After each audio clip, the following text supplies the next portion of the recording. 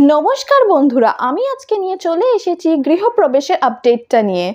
तो आमरा आज के देखबो जे देबिका शुभलक्ष्मी के विजिटिंग कार्डटा देय सेबन्तीर संगे देखा करते जाওয়ার জন্য আর তারপরে শুভলক্ষ্মী দেখা করে আসে আর দেবিকাকে এসে থ্যাংক ইউ বলে যে বলে তুমি যদি না থাকতে না আজকে আমি মায়ের সঙ্গে দেখাই করতে পারতাম না। আর এই রইল খাবার, মা তো আবার বাইরের খাবার খেতে চায় না, তুমি মাকে এটা দিয়ে দিও ঠিক আছে। ঠিক তখনই দেবিকা বলে যে আমি কিন্তু তোমার কথা এই বাড়িতে পড়ে আছি, এবার তুমিও ফিরে চলো মা, আমার এই একটা কথা শোনো।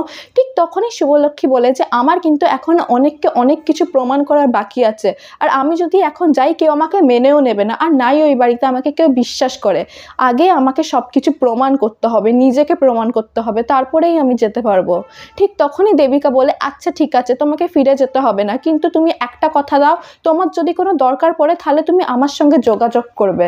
ঠিক তখনই শুভলক্ষ্মী বলে যে আমার যদি দরকার পড়ে তাহলে আমি তোমার সঙ্গে নিশ্চয়ই যোগাযোগ করব, আমি পাঠিয়ে দেবো কমলিকে ঠিক আছে। সেটা বলে ওখান থেকে বেরিয়ে যায়, কারণ ও টেনশনে থাকে যদি এখানে আদ্রিত দেখে ফেলে আমাদের তাহলে বিপদ হয়ে যাবে। তাই বেরিয়ে আসে, আর বেরিয়ে এসে দেখে যে শুভলক্ষ্মীর মেয়ে আদ্রিতের হাতে, আদ্রিত ওকে খুব ভালোবাসছে, খুব আদর করছে, আর সেটা দেখে শুভলক্ষ্মী ইমোশনাল হয়ে যায় আর পুরনো সব দিনের কথা মনে করতে থাকে যে একদিন আদ্রিত বলেছিল যে আমাদের একটা লিটল প্রিন্সেস হবে। এই সব মনে করতে করতে কষ্ট পেতে থাকে।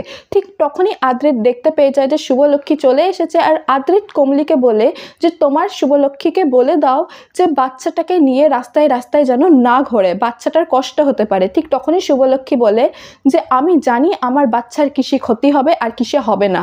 কমলিকে বলে যে এটা ওকে বলে দাও, মানে কেউই পরস্পরের সঙ্গে কথা বলে না, সব বলে যে কমলি তুমি একে ওটা বলো, কমলি তুমি ওকে ওটা বলো।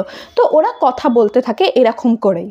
ঠিক তখনই আদ্রিত শুভলক্ষ্মীকে ওর মেয়েটাকে ধরিয়ে দেয় আর বলে আমি কিন্তু মেনে নেব না কিন্তু যে আমার মেয়ে এতটা কষ্ট পাচ্ছে। ঠিক তখনই শুভলক্ষ্মী বলে যে সবাইকার তো আর নসিব হয় না যে মা বাবার সঙ্গে থাকবে, আমি যেরকম কষ্ট করছি আমি নিজের মেয়েকেও কষ্ট করা শিখিয়ে দেবো, তুমি এটা নিয়ে ভেবো না।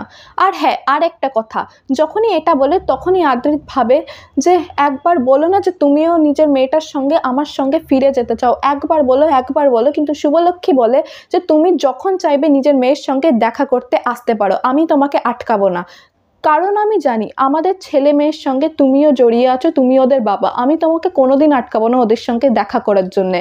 সেটা বলে শুভলক্ষ্মী নিজের মেয়েকে নিয়ে ওখান থেকে চলে যায়। ঠিক আদ্রিত বলে আজকে আমি তোমার সামনে আরও অনেক ছোট হয়ে গেছি, আমি চাইলেও তোমাকে আর কোনোদিনও ধরতে পারবো না।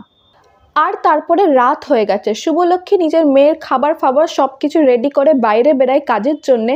ঠিক তখনই দেখতে পায় যে একটা মেয়ে কোণের সাজে ছুটছে, আর তার সামনে মানে তার পেছনে কিছু গুন্ডা পড়ে আছে, তাকে ধরে নিয়ে যেতে চাইছে।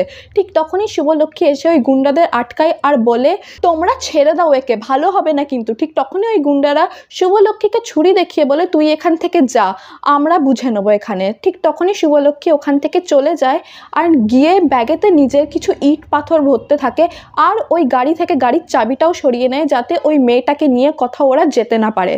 ঠিক তখনই ওরা বুঝতে পারে যে আমাদের গাড়ির চাবিটা কোথায়। ঠিক তখনই শুভলক্ষ্মী এসে বলে এই গাড়ির চাবিটা চাই, আগে ওকে ছেড়ে দে তারপরে আমি এই চাবিটা দিয়ে দেবো। তারপরে এই গুন্ডারা বলে যে বসের অর্ডার, এই মেয়েটা বিয়ে থেকে পালিয়েছে, আমাদের একে ধরে নিয়ে যেতে হবে, আজকে ওদের বিয়ে হবে। ঠিক তখনই শুভলক্ষ্মী একে একে ওই ব্যাগ দিয়ে সবকটা গুন্ডাকে মেরে ওখানে ফেলে দেয় আর ওই মেয়েটাকে নিয়ে পালিয়ে যায়। আর গুন্ডারাও পেছনে করে, কিন্তু ওরা খুঁজে পায় না যে ওরা কোথায় গেল। আর তারপরে আমরা দেখতে পাচ্ছি ওই মেয়েটা শুভলক্ষ্মীকে বলে আজকে তুমি যদি না থাকতে দিদি তাহলে কে জানে কি হতো, তুমি আমাকে বাঁচালে।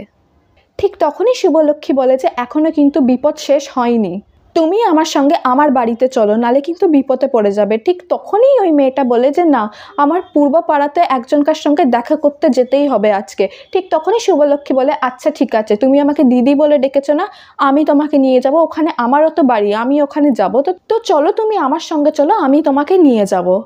তো এরই সঙ্গে শেষ হয় আজকের এই আপডেটটা। আবার আপনাদের সঙ্গে দেখা হবে কোনো নতুন আপডেটের সঙ্গে।